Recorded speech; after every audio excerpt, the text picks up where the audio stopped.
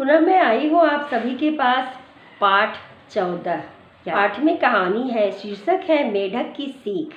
इस पाठ की कहानी को लेकर मैं आई हूँ आपके पास। इससे पहले आपके लिए है एक पहेली। तो तैयार है ना पहेली का जवाब देने के लिए? तो चलिए ध्यान से सुनिएगा आपकी आज की पहेली। आपकी आज की पहेली है, आदि कटे तो बनता हूँ जल। आदि कटे तो बनता हूँ जल, मध्य कटे तो बनता हूँ काल, अंत कटे तो करता हूँ काज, बूझो बूझो मेरा नाम। तो आपको बताना है इस पहेली का उत्तर। फिर से एक बार सुनिए पहेली। आदि कटे तो बनता हूँ जल, जल यानी पानी, ठीक है। मध्य कटे तो बनता हूँ काल, मध्य यानी बीच का हिस्सा, मध्य यानी बीच का हिस्सा। मध्य कटे तो बनता हूँ काल, अंत कटे तो करता हूँ काज। अंत तो समझते ही हैं आप सभी, अंतिम वाला अक्षर। बूझो बूझो मेरा राज, बूझो बूझो मेरा राज, बूझो बूझो मेरा नाम। तो चलिए पहेली आपकी हो गई और आप सभी मुझे देंगे पहेली का जवाब। मुझे बेसब्री से रहेगा इंतज़ार कि आपने क्या दिया जवाब। तो चलिए अब पाठ शुरू किया जाए। पाठ 14, मेढक की सीख। इसमें मातृभूमि की महत्ता और उसको संकट के समय न छोड़ने के बारे में बताया गया है। इस पाठ में किस प्रकार एक बूढ़े मेढक ने बाकी जलीय जीव को साहस करने के लिए किस प्रकार उसने सीख दी, इसीलिए इसमें कहा गया है मेढक की सीख। तो एक वन में एक सुंदर झील थी, उसमें जलीय जीव सुखपूर्वक रहते थे। झील के किनारे छायादार पेड़ लगे थे। तो झील के किनारे छायादार पेड़ लगे थे।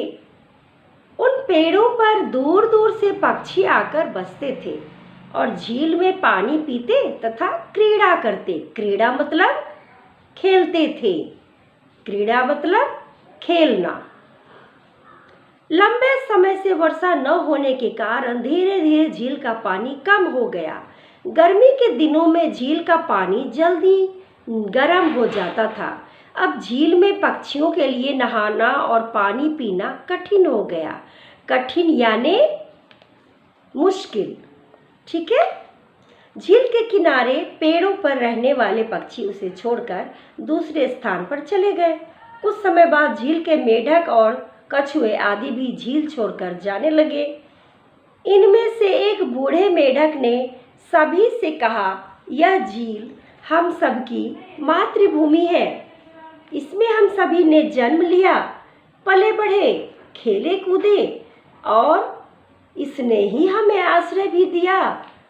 आज झील में पानी कम होने के कारण इसका त्याग करना उचित नहीं है।